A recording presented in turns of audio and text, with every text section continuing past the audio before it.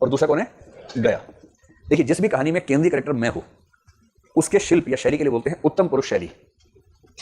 First person में लिखी गई है। आपको ये पता है कि 3 पर्सन की बात करते हैं भाषा में, फर्स्ट पर्सन, सेकंड पर्सन और थर्ड पर्सन। तो बताओ फर्स्ट पर्सन कौन है? फर्स्ट पर्सन है मैं, और हम भी है। और सेकंड पर्सन तू, तुम लोग, आप लोग, है ना। और थर्ड पर्सन वह, वे, ऊ, मतलब कौन जा रहा है? ऊ जा रहा है। तो उत्तम पुरुष, मध्यम पुरुष, अन्य पुरुष। इसको याद करने का सिंपल तरीका क्या है? दुनिया में सबसे उत्तम कौन है? मैं। कहने की बात ही नहीं। तो उत्तम पुरुष यानी मैं या हम। जैसे बिहार में तो हम और मैं एक अपना अपना सोचने का तरीका है। उत्तम पुरुष शैली का मतलब वो जिसमें लेखक खुद को एक कैरेक्टर के रूप में, मैं के रूप में रखे कि मैं जा रहा था, मैं ये हुआ, मैं वो हुआ, इतने में सामने से गया आया। अरे गया क्या आया? तो गया नाम का व्यक्ति आया। तो ये कहानी जो है थोड़ा सा नई कहानी के तेवर को समेटती हुई कहानी है। अभी तक आपने जो कहानियां पढ़ी है उसमें ये पहली कहानी है जो शहर के मध्यम वर्ग से जुड़ती हुई कहानी है। प्रेमचंद की अधिकांश कहानी गांव पे टिकी हुई है। गांव और गांव का मध्यम वर्ग या निम्न वर्ग। नहीं वो ठीक है, बट इसमें उत्तम पुरुष ही क्यों है? इनका कहना है कि उत्तम पुरुष शैली कहने से लिंग भेद में अकेलापन होगा। और ये अकेलापन आपको दिखेगा एक दुनिया समानांतर में। एक कहानी पढ़ लीजिएगा इस बीच में, खोई हुई दिशाएं, कमलेश्वर ने लिखी है। सारी पढ़नी है, एक का नाम मत लिखो, ये जरूर पढ़ लेना, सारी पढ़नी है बेसिकली आपको।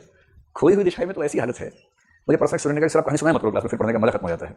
पर मैं क्या करूँ, मुझे सुनाने का मजा लेना है तो मुझे भी तो सुख चाहिए सुनाने का, मैं क्या करूँ। तो कमलेश्वर एक बहुत प्रसिद्ध व्यक्ति हुए। कमलेश्वर नई कहानी के तो अच्छे हस्ताक्षर थे ही। एक आंदोलन का जिक्र मैंने किया, समानांतर कहानी है। समांतर कहानी आंदोलन के प्रस्तावक भी कमलेश्वर ही थे। उनका एक उपन्यास छपा, कुछ साल पहले उनकी मृत्यु हुई, और उससे एकदम पहले उपन्यास छपा कितने पाकिस्तान, जो बड़ा प्रसिद्ध उपन्यास हुआ। तो एक कहानी लिखी खोई हुई दिशाएं, जो एक दुनिया समानांतर में है। मैं कहानी नहीं सुना रहा हूं, केवल थीम बता रहा हूं। थीम ये है कि एक आदमी दिल्ली के कनॉट प्लेस में है, हर तरफ लोग ही लोग बिखरे हुए हैं। शहरों में तो ऐसा ही होता है। वो पूरे शहर में केवल एक आदमी ढूंढ रहा है जो उसको जानता हो, जिससे वो बात कर सके, और उसे वो एक आदमी नहीं मिलता, एक भी आदमी नहीं मिलता। तो वो है ना, गजनें ऐसी बहुत सारी, हर तरफ हर जगह बेशुमार आदमी, फिर भी तन्हाइयों का शिकार आदमी। ये जो शहरों की स्थिति है, ये खोई हुई दिशाएं का सार है। पढ़िएगा, पढ़ के ना एकदम बाल्टी सांस में रख लेनी है एकदम। और अगर आप उस स्थिति से गुजरे हैं कभी अकेलेपन से, अभी तो आप लोग बच्चे नहीं गुजरे होंगे, कभी ऐसा होता है किसी बात करने को नहीं मिल रहा है के बारे में। तो ये खूब बचपन में खेलते थे। अभी शहर से लौट के आए, नौकरी करता है, बड़ा आदमी हो गया है। गया बेचारा एक दलित व्यक्ति है, उसको जीवन में उतने मौके नहीं मिले, गाँव में रह गया, पिछड़ा हुआ रह गया। ठीक यही स्थिति की दलित व्यक्ति गाँव में ही रह गया और ब्राह्मण व्यक्ति शहर चला गया, बड़ा हो गया। जब आप एक दुनिया समानांतर में कहानी पढ़ेंगे प्रेत मुक्ति, तो आप पाएंगे कुछ मामलों में भाव मिलता जुलता है। एक्जैक्टली वैसा नहीं है, किंतु भाव मिलता जुलता सा आपको नजर आएगा प्रेत मुक्ति के साथ। तो भी शहर से लौट के लाट साहब हो गया, बड़ा आदमी हो गया है। अच्छा, आदमी कितना ही बड़ा हो जाए उसको मजा नहीं आता है। जैसे आईएएस बनेंगे ना, आईएएस में कलेक्टर लोग ठाई करेंगे आपके आसपास, सिर के ऊपर लाल बत्ती टाई करते। अब तो वो भी नहीं करती शायद। हाँ, और दुख होता है आप लोगों को ना कि नरेंद्र का गया, क्या हो गया, डर भी तो लगता है आसपास। तो सब देख के कालिदास, ये जो आषाढ़ का दिन है ना, मातुल की हालत ऐसी ही है। मातुल कालिदास के मामा जी हैं, एकदम यही हालत है उनकी। ताकत का लोभ है, जब ताकत मिली तो ताकत से भाग के आ गए कि नहीं झेल पाऊंगा इस चीज को। फिर आपको याद आती है पुराने दोस्त यार, उनके साथ 2 घंटे गप मारना जो सुख था ना, वो सुख इन सब चौंचलों में नहीं है। ये हुआ है मैं के साथ। ताकतवर है, घर गया, उसका मन करा खेलूं, बचपन की तरह खेलूं।